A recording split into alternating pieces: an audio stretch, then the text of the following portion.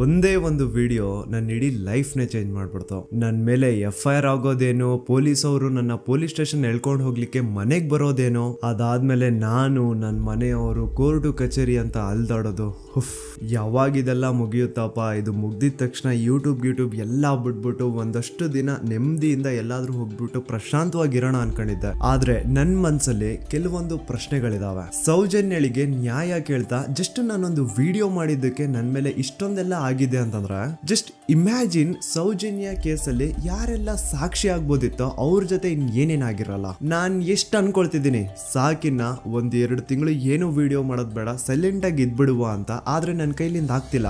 ಯಾವುದೋ ಒಂದು ಸರ್ವಶಕ್ತಿ ನನ್ನ ಮನ್ಸೊಳಗಡೆ ಈ ಪ್ರಶ್ನೆನ ಹಾಕಿ ಇದ್ರ ಬಗ್ಗೆ ಮಾತಾಡುವಂತಿದೆ. ಮೊದ್ಲೇ ಹೇಳ್ಬಿಡ್ತೀನಿ, ಈ ವಿಡಿಯೋ ಯಾವುದೇ ಜಾತಿ, ಧರ್ಮ, ದೇವಸ್ಥಾನಕ್ಕೆ ಸಂಬಂಧಪಟ್ಟಿಲ್ಲ. ಈ ವಿಡಿಯೋದಲ್ಲಿ ನಾನು ಕೇವಲ ಸೌಜನ್ಯ ಕೇಸ್ ಬಗ್ಗೆ ಮಾತಾಡ್ತಿದ್ದೇನೆ. ಸೌಜನ್ಯ ಕೇಸಲ್ಲಿ ಯಾವುದೆಲ್ಲ ಯಾರೆಲ್ಲ ಸಾಕ್ಷಿ ಆಗ್ಬೋದಿತ್ತೋ ಅದೆಲ್ಲ ಹೇಗ್ ನಾಶ ಆಯ್ತು ಅನ್ನೋದನ್ನ ತಿಳಿಸ್ಕೊಡ್ತೇನೆ.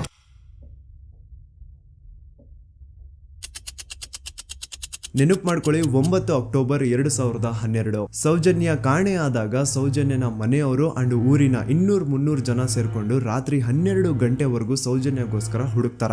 ಆದ್ರೆ ಸೌಜನ್ಯ ಸಿಗಲ್ಲ. ಮಿಡ್ ನೈಟ್ ಆಗಿರುತ್ತೆ ಅಂಡ್ ತುಂಬಾ ಜೋರ್ ಮಳೆ ಬರ್ತಾ ಇರುತ್ತೆ. ಇನ್ನು ಹುಡುಕೋದ್ ಬೇಡ, ಬೆಳಿಗ್ಗೆ ಎದ್ದು ಮತ್ತೆ ಎಲ್ರು ಹುಡುಕುವ ಅಂತ ಎಲ್ರು ತಮ್ಮ ಮನೆಗೆ ವಾಪಸ್ ಹೋಗ್ತಾರ. ದೆನ್ ನೆಕ್ಸ್ಟ್ ದಿನ ಅಂದ್ರೆ 10 ಅಕ್ಟೋಬರ್ 2012 ಸೌಜನ್ಯನ ಬಾಡಿ ಸಿಗುತ್ತೆ ಅಂಡ್ ಅವಳ ಬಾಡಿ ಪಕ್ಕದಲ್ಲಿ ಅವಳ ಕಾಲೇಜ್ ಬ್ಯಾಗ್ ಅಂಡ್ ಅವಳ ಬುಕ್ಸ್ ಎಲ್ಲ ಬಿದ್ದಿರ್ತವೆ. ಸೊ ಹಿಂದಿನ ದಿನ ಆ ಒಂದು ಜಾಗದಲ್ಲಿ ಅಷ್ಟು ಜೋರು ಮಳೆ ಬಂದಿದ್ರು ಸೌಜನ್ಯನ ಬ್ಯಾಗ್ ಅಂಡ್ ಅವಳ ಬುಕ್ಸ್ ಒಂದು ಚೂರುನು ನೆಂದಿರಲ್ಲ. ದಾಖಲೆ ಇದೆ ಸ್ವಾಮಿ, ದಾಖಲೆ ಇಲ್ದೆ ಈ ದೂತ ಸಮೀರ್ MD ಏನು ಮಾತಾಡಲ್ಲ. There was rain and the clothes of the victim were not stained with mud and the bag was not wet, even the books were not wet. ಹಿಂದಿನ ದಿನ ಅಷ್ಟು ಜೋರು ಮಳೆ ಬಂದಿದ್ರು ಸೌಜನ್ಯನ ಬುಕ್ಸ್ ಅಂಡ್ ಬ್ಯಾಗ್ ನೆಂದಿಲ್ಲ. ಹೇಗೆ? ಇದರ ಅರ್ಥ ಸೌಜನ್ಯನ ಆ ಒಂದು ಜಾಗದಲ್ಲಿ ಆಗೇ ಇಲ್ಲ, ಬೇರೆ ಯಾವುದೋ ಜಾಗದಲ್ಲಿ ಅವಳು ಆಯ್ತು. ನಂತರ ಅವಳ ಬಾಡಿನ ಅಲ್ಲಿ ತಂದು ಡಂಪ್ ಮಾಡಿರೋದು. ಸೊ ಈಗ ಯಾವೊಂದು ಜಾಗದಲ್ಲಿ ಸೌಜನ್ಯನ ಆಯ್ತು, ಆಕ್ಚುಲ್ ಆ ಒಂದು ಜಾಗನ ಹುಡುಕಾಡೋದ್ ಬಿಟ್ಟು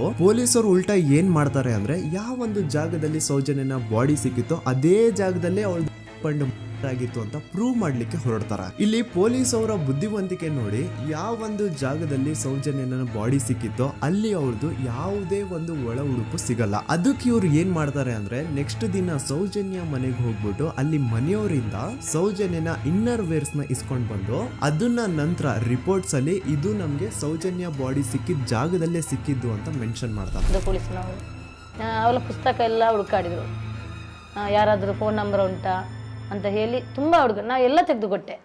ನನ್ನ ಮಗಳ ವಿಷಯ ನನಗೆ ಎಲ್ಲ ಗೊತ್ತು ಸರ್, ನೋಡಿ ಪುಸ್ತಕ ಅಂತ ನೋಡಿದೆ. ಅವಾಗ ನನ್ನ ತಂಗಿಯ ಒಂದು ನಂಬ್ರ ಇತ್ತು, ಆ ನಂಬ್ರನ್ನು ತಗೊಂಡೋಗಿದ್ದಾರೆ. ಆಮೇಲೆ ಮನೆಯಿಂದ ಮರು ದಿವಸ ಸಂತೋಷ್ ರಾವ್ ಸಿಕ್ಕಿದ ದಿವಸ ಹೊಲ ಉಡುಪು ಇದೆಯಲ್ಲ ಸರ್, ಅದು ಮನೆಯಿಂದ ತಗೊಂಡೋಗಿದ್ದಾರೆ. ಅದಕ್ಕೆ ನಾವು ಒಂದು ಗುರುತಿಗೆ ಒಂದು ಸ್ಟಿಚ್ ಮಾಡಿಕೊಟ್ಟಿದ್ದೇವೆ, ನೂಲಿನ ಒಂದು ಬಿಳಿ ನೂಲಿನ ಒಂದು ಸ್ಟಿಚ್ ಮಾಡಿಕೊಟ್ಟಿದ್ದೇವೆ.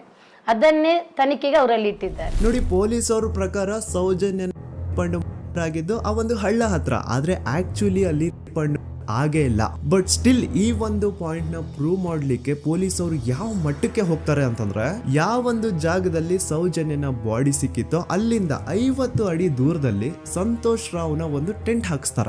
ಸೌಜನ್ಯನ ಆಗ್ಬೇಕಾದ್ರೆ ಎಲ್ಲೋ ಬಾಹುಬಲಿ ಬೆಟ್ಟದಲ್ಲಿ ಇದ್ದಂತಹ ಸಂತೋಷ್ ರಾವ್ ಇಲ್ಲ ಅದೇ ಜಾಗದಲ್ಲಿ ಇದ್ದ ಅಂತ ಪ್ರೂವ್ ಮಾಡ್ಲಿಕ್ಕೆ ಸಂತೋಷ್ ರಾವ್ನ ಒಂದು ಟೆಂಟ್ ಹಾಕ್ತಾರೆ. ಒಂದಿಷ್ಟು ಪ್ಲಾಸ್ಟಿಕ್ ಚೀಲಗಳನ್ನ ಹಾಸ್ಬಿಟ್ಟು ಅದ್ರ ಮೇಲೆ ಸಂತೋಷ್ ರಾವ್ನ ಕೆಲವೊಂದು ಥಿಂಗ್ಸ್ ಇಟ್ಬಿಟ್ಟು ಇವ್ನು ಇಲ್ಲೇ ಇದ್ದ ಅಂತ ಪ್ರೂವ್ ಮಾಡಿಸ್ತಾರ. ಈಗ ಸ್ವಲ್ಪ ತಲೆ ಯೂಸ್ ಮಾಡಿ, ಸೌಜನ್ಯ ಕಾಣೆಯಾಗಿದ್ದ ದಿನ ಸೌಜನ್ಯನ ಮನೆಯವರು ಅಂಡ್ ಊರಿನ ಜನ ಸುಮಾರು 200-300 ಜನ ಸೇರ್ಕೊಂಡ್ಬಿಟ್ಟು ಸೌಜನ್ಯಗೋಸ್ಕರ ಹುಡುಕ್ತಾರೆ. ಅವ್ರು ಅದೇ ಜಾಗದಲ್ಲಿ ಹುಡುಕ್ತಾರ ಗುರು, ಎಲ್ಲೂ ಜಾಸ್ತಿ ದೂರ ಹೋಗಲ್ಲ, ಅದೇ ಜಾಗದಲ್ಲಿ ಹುಡುಕ್ತಿರ್ತಾರ. ಕತ್ಲೆಯಲ್ಲಿ ಸೌಜನ್ಯನ ಬಾಡಿ ಕಾಣಿಸಿಲ್ಲ ಅನ್ಕೊಳ್ಳಿ, ಏನೋ ಸ್ವಲ್ಪ ಪೊದೆಗಳ ಹಿಂದೆ ಅಥವಾ ಬೇಲಿಗಳು ಅಡ್ಡ ಬಂದಿರಬಹುದು, ಹಾಗಾಗಿ ಅವಳ ಬಾಡಿ ಕಾಣಿಸಿಲ್ಲ ಅನ್ಕೊಳ್ಳಿ. ಆದ್ರೆ ಅಲ್ಲಿಂದನೇ 50 ಅಡಿ ದೂರದಲ್ಲಿರುವಂತಹ ಸಂತೋಷ್ ರಾವ್ನ ಟೆಂಟ್ ಆ 200-300 ಜನರಲ್ಲಿ ಒಬ್ರಿಗೂ ಕಾಣಿಸಿಲ್ವಾ? ಅಷ್ಟೇ ಅಲ್ಲ, ನೆಕ್ಸ್ಟ್ ದಿನ ಅಂದ್ರೆ 10 ಅಕ್ಟೋಬರ್ 2012 ಸೌಜನ್ಯನ ಮೃತದೇಹ ಸಿಕ್ಕಿದೆ ಅನ್ನೋ ಒಂದು ನ್ಯೂಸ್ ಲೋಕ್ ಲೈಟ್ಸ್ ಗೆಲ್ಲ ಗೊತ್ತಾದಾಗ ಅಲ್ಲಿ ಒಂದು ಅಂದಾಜು ಪ್ರಕಾರ 3000 ಜನ ಸೇರ್ತಾರಂತ.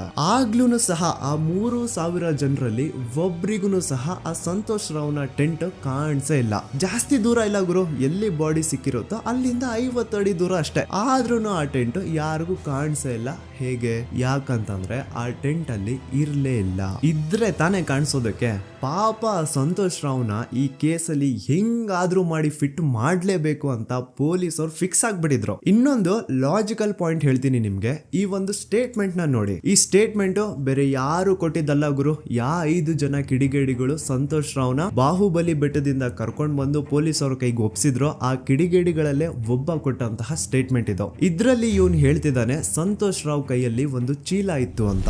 ಈಗ ಸಂತೋಷ್ ರಾವ್ನ ಅರೆಸ್ಟ್ ಮಾಡಾದ್ಮೇಲೆ ಅವನ ಕೈಯಲ್ಲಿ ಇದ್ದಂತಹ ಚೀಲ ಕೂಡ ಪೊಲೀಸ್ ಅವರು ತಮ್ಮ ಕಸ್ಟಡಿಗೆ ತಗೊಂಡಿರ್ತಾರೆ ತಾನೆ. ಹಾಗಿದ್ರೆ ಸಂತೋಷ್ ರಾವ್ನ ಚೀಲ ಅಂಡ್ ಅದ್ರಲ್ಲಿ ಇದ್ದಂತಹ ಅವನ ವಸ್ತುಗಳು ಪೊಲೀಸ್ ಕಸ್ಟಡಿಲೇ ಇರ್ಬೇಕೆ ಹೊರತು ಅದ್ಯಾವುದೋ ಕಾಡಲ್ಲಿ ಆ ಟೆಂಟ್ ಒಳಗಡೆ ಅಲ್ಲ. ಅಂಡ್ ಇನ್ನೊಂದು ಮೇನ್ ಇಂಪಾರ್ಟೆಂಟ್ ಆಗಿ ಸಂತೋಷ್ ರಾವ್ನ ಪೊಲೀಸ್ ಅವರು ಕಸ್ಟಡಿಗೆ ತಗೊಂಡಿದ್ದು 11 ಅಕ್ಟೋಬರ್ 2012. ಆದ್ರೆ ಅಫಿಷಿಯಲ್ ಆಗಿ ಪೇಪರ್ಸ್ ಮೇಲೆ ತೋರಿಸಿರೋದು 13 ಅಕ್ಟೋಬರ್ 2012. ಹಾಗಿದ್ರೆ ಆ 2 ದಿನ ಸಂತೋಷ್ ರಾವ್ನ ಪೊಲೀಸ್ ಸ್ಟೇಷನ್ ಅಲ್ಲಿ ಇಟ್ಕೊಂಡು ಪೊಲೀಸ್ ಅವರು ಏನ್ ಮಾಡ್ತಿದ್ರು? ಇದು ಇಲ್ಲಿಗಲ್ ಡಿಟೆನ್ಷನ್ ತಾನೆ. ಈಗಷ್ಟೇ ನಾನು ಡಾಕ್ಟರ್ ಆದಮ್ ಅವ್ರು ಕೊಟ್ಟಂತಹ ಪೋಸ್ಟ್ ಮಾರ್ಟಮ್ ರಿಪೋರ್ಟ್ ನೋಡಿದೆ. ಅಂಡ್ ಇದ್ರಲ್ಲಿ ಏನಿದೆ ಗೊತ್ತಾ? ಸೌಜನ್ಯ ಸತ್ತಾದ್ಮೇಲೆ ಅಲ್ಲ, ಅವಳು ಬದುಕಿರ್ಬೇಕಾದ್ರೇನೆ, ಅವಳು ಮಾಡ್ತಾ ಇರ್ಬೇಕಾದ್ರೇನೆ ಆ ದುಷ್ಕರ್ಮಿಗಳು ಅವಳ ಯೋನಿ ಒಳಗಡೆ 6 ಇಂಚು ಮಣ್ಣು ತುಂಬಿರೋದು. ಅಂಡ್ ರೀಸೆಂಟ್ ಆಗಿ ಬರ್ತಾ ಇರುವಂತಹ ಇನ್ನೊಂದು ಬಿಗ್ಗೆಸ್ಟ್ ಅಲಿಗೇಷನ್ ಏನು ಅಂತಂದ್ರೆ ಸಂತೋಷ್ ರಾವ್ ಬ್ರೈನ್ ಮ್ಯಾಪಿಂಗ್ ಗೆ ಒಪ್ಕೊಂಡಿಲ್ಲ ಅಂತ. ಅಂತವ್ರು ಪ್ಲೀಸ್ ಈ ಒಂದು ಡಾಕ್ಯುಮೆಂಟ್ ನ ಕಂಡ್ಬಿಟ್ಟು ನೋಡಿ. ಇಲ್ಲಿ ಸಂತೋಷ್ ರಾವೇ ಹೇಳ್ತಿದ್ದಾನೆ, ಅಪರಾಧಿ ಎಂದು ಸಾಬೀತು ಮಾಡಲು ಅಗತ್ಯವಿರುವ ಯಾವುದೇ ವೈಜ್ಞಾನಿಕ ಪರೀಕ್ಷೆಗೆ ಒಳಪಡಲು ಸ್ವಯಂ ಇಚ್ಛೆ ವ್ಯಕ್ತಪಡಿಸಿರುತ್ತೇನೆ. ಕೆಳಗಡೆ ಸಂತೋಷ್ ರಾವ್ನ ಸಿಗ್ನೇಚರ್ ಇದೆ ಅಂಡ್ ಈ ಕಡೆ ಕೋರ್ಟ್ ನ ಸೀಲ್ ಕೂಡ ಇದೆ. ಅಂಡ್ ಇನ್ನೊಂದು ವಿಷಯ, ನನ್ನ ವಿಡಿಯೋದಲ್ಲಿ ನಾನು ಹೇಳಿದ್ದೀನಿ ಸಂತೋಷ್ ರಾವ್ಗೆ ಫಿಮೋಸಿಸ್ ಅನ್ನೋ ಒಂದು ಕಾಯಿಲೆ ಇತ್ತು ಅಂತ. ಅಂಡ್ ಅಲ್ಲಿ ಇನ್ನೊಂದು ಪಾಯಿಂಟ್ ಕೂಡ ಹೇಳಿದ್ದೀನಿ, ಇನ್ ಕೇಸ್ ಅವನ್ ಏನಾದ್ರು ಮಾಡಿದ್ರೆ ನರಕ ಅನುಭವಿಸ್ತಾನೆ ಅಂತ. Note that point. In case ನಾ ಸಂತೋಷ್ ರಾವ್ ಮಾಡ್ಲಿಕ್ಕೆ ನಾಲಾಯಕ್ ಅಂತಾನು ಹೇಳಿಲ್ಲ, ಲಾಯಕ್ ಅಂತಾನು ಹೇಳಿಲ್ಲ. ಇನ್ ಕೇಸ್ ಮಾಡಿದ್ರೆ ನರ್ಕ ಅನುಭವಿಸ್ತಾನೆ ಅಂತ ಹೇಳಿದ್ದು. ನೋಡಿ, ಹೇಳ್ತಾ ಹೋದ್ರೆ ಬೇಜಾನ್ ಇದೆ. ಆಸ್ ಎ ಯೂಟ್ಯೂಬರ್ ಆ ಕೇಸ್ ಫೈಲ್ಸ್ ನ ನೋಡ್ತಾ ಇದ್ರೆ ನನ್ಗೆನೆ ಬೇಜಾನ್ ಡೌಟ್ಸ್ ಬರ್ತಾ ಇದೆ ಪೊಲೀಸ್ ಅವರ ಇನ್ವೆಸ್ಟಿಗೇಷನ್ ಮೇಲೆ. ಸೊ ಅದನ್ನೆಲ್ಲ ಗಮನದಲ್ಲಿ ಇಟ್ಕೊಂಡು ನಾನ್ ಹೇಳೋದಿಷ್ಟೇ, ಈ ಒಂದು ಕೇಸ್ ಅಲ್ಲಿ ಯಾವ ಆಂಗಲ್ ಇಂದನೂ ಪೊಲೀಸ್ ಅವ್ರ ಕಡೆಯಿಂದ ಫೇರ್ ಇನ್ವೆಸ್ಟಿಗೇಷನ್ ಆಗಿಲ್ಲ. And I clear my point. ಈಗ ಈ ಒಂದು ಸೌಜನ್ಯ ಕೇಸ್ ಅಲ್ಲಿ ಯಾರೆಲ್ಲ ಸಾಕ್ಷಿ ಆಗ್ಬೋದಿತ್ತು, ಅವ್ರ ಜೊತೆ ಏನಾಯ್ತು ಅಂತ ಹೇಳ್ತೇನೆ. ಮೊದಲನೇದಾಗಿ ರವಿ ಪೂಜಾರಿ. ಇವನ್ ಬಗ್ಗೆ ನಾನು ಫಸ್ಟ್ ವಿಡಿಯೋದಲ್ಲೇ ಹೇಳಿದೀನಿ. ಆ 5 ಜನ ಕಿಡಿಗೇಡಿಗಳು ಯಾರು ಸಂತೋಷ್ ರಾವ್ನ ಪೊಲೀಸ್ ಅವರಿಗೆ ಅರೆಸ್ಟ್ ಮಾಡಿಕೊಟ್ರು ಅದ್ರಲ್ಲಿ ಇವನು ಒಬ್ಬ. ಸೊ ಈ ಸೌಜನ್ಯನ ಕೇಸ್ ಯಾವಾಗ CBI ಗೆ ಟ್ರಾನ್ಸ್ಫರ್ ಆಗುತ್ತೆ ಅಂತ ಗೊತ್ತಾಗುತ್ತೋ, ಈ ರವಿ ಪೂಜಾರಿ ಉರ್ಲಾಕೊಂಡು ಸತ್ ಹೋಗ್ತಾನೆ. ರವಿ ಪೂಜಾರಿ ಹಾಕೊಂಡು ಸತ್ ಹೋದ ಅಂತಾರೆ, ಆದ್ರೆ ಅವ್ನು ಹಾಕೊಂಡೇ ಸತ್ ಹೋದ ಅಂತ ಯಾರು ಐ ವಿಟ್ನೆಸ್ ಇಲ್ಲ. ಹಾಗಾಗಿ ಇವನ ಒಂದು ಸಾವು ಒಂದು ನಿಗೂಢ ಸಾವಾಗಿ ಉಳ್ಕೊಂಡ್ಬಿಡ್ತು. ಇನ್ನೊಬ್ಳು ಬಂದು ವಾರಿಜಾ ಅಂತ. ಸೌಜನ್ಯನ ಮಾಡಿ ಆ ಕಿಡಿಗೇಡಿಗಳು ಅವಳನ್ನ ಒಂದು ಫಾರ್ಮ್ ಹೌಸ್ ಗೆ ಕರ್ಕೊಂಡು ಹೋಗಿರ್ತಾರೆ. ಅಂಡ್ ಆ ಫಾರ್ಮ್ ಹೌಸ್ ಅಲ್ಲಿ ವಾರಿಜಾ ಅನ್ನೋಳು ಕೆಲಸ ಮಾಡ್ತಾ ಇರ್ತಾಳೆ. ಸೊ ಈ ವಾರಿಜಾ ಸೌಜನ್ಯ ಆ ಕಿಡಿಗೇಡಿಗಳ ಜೊತೆ ಇರೋದನ್ನ ನೋಡಿರ್ತಾಳೆ, ಆದ್ರೆ ಅವಳಿಗೆ ಗೊತ್ತಿಲ್ಲ ಅವ್ರು ಅವಳನ್ನ ಕೊಂಡು ಬಂದಿದ್ದಾರೆ ಅಂತ. ನಂತರ 1-2 ದಿನ ಆದ್ಮೇಲೆ ಯಾವಾಗ ಸೌಜನ್ಯ ಬಗ್ಗೆ ನ್ಯೂಸ್ ಅಲ್ಲೆಲ್ಲ ಬರ್ತಾ ಇತ್ತು ಅದನ್ನ ನೋಡಿ ಆಗ ಇವಳಿಗೆ ರಿಯಲೈಸ್ ಆಗುತ್ತೆ, ಓ ಇವಳೇ ಅಲ್ವಾ ಆ ಹುಡುಗಿ ಅವತ್ ನಮ್ ದಣಿ ಕರ್ಕೊಂಡ್ ಬಂದಿದ್ದು ಅಂತ. ಈಗ ವಾರಿಜಾ ತನಗ್ ಗೊತ್ತೋ ಗೊತ್ತಿಲ್ದೇನೋ ಸೌಜನ್ಯ ಕೇಸಲ್ಲಿ ಒಂದು ಮೇಜರ್ ಸಾಕ್ಷಿ ಆಗ್ಬಿಡಿದ್ಲು. ಸೊ ಯಾವಾಗ ಈ ಕೇಸ್ ನ CID ಟೀಮ್ ಅವರು ಇನ್ವೆಸ್ಟಿಗೇಷನ್ ಮಾಡೋದಕ್ಕೆ ಸ್ಟಾರ್ಟ್ ಮಾಡ್ತಾರೋ ಆಗ ವಾರಿಜಾನ ಮೃತದೇಹ ಅದೇ ಒಂದು ಫಾರ್ಮ್ ಹೌಸ್ ನ ಬಾವಿಯಲ್ಲಿ ಸಿಗುತ್ತೆ. ಬಾವಿಲಿ ಇವಳೇ ಸ್ವತಃ ಜಿಗ್ದು ತನ್ನ ಪ್ರಾಣ ಬಿಟ್ಲು ಅಂತ ಹೇಳ್ತಾರೆ. ಆದ್ರೆ ಅವಳೇ ಬಾವಿಗೆ ಬಿದ್ದು ಅವಳು ಪ್ರಾಣ ಬಿಟ್ಲು ಅಥವಾ ಅವಳಿಗೆ ಯಾರಾದ್ರೂ ಬಾವಿಲಿ ಬೀಳ್ಸಿ ಸಾಯಿಸಿದ್ರು ಗೊತ್ತಿಲ್ಲ. ಅಂಡ್ ಇನ್ನೊಂದು ವಿಷಯ, ಯಾವ ಒಂದು ಬಾವಿ ಒಳಗಡೆ ವಾರಿಜಾನ ಬಾಡಿ ಸಿಕ್ಕಿತ್ತೋ ಆ ಬಾವಿನ ದಣಿಗಳು ಒಂದ್ ಸ್ವಲ್ಪ ದಿನ ಆದ್ಮೇಲೆ ಕಂಪ್ಲೀಟ್ ಮುಚ್ಚಾಕ್ಬಿಡ್ತಾರೆ. ಯಾಕೆ? ಇನ್ನೊಬ್ಬ ಬಂದು ಗೋಪಾಲ್ ಕೃಷ್ಣ.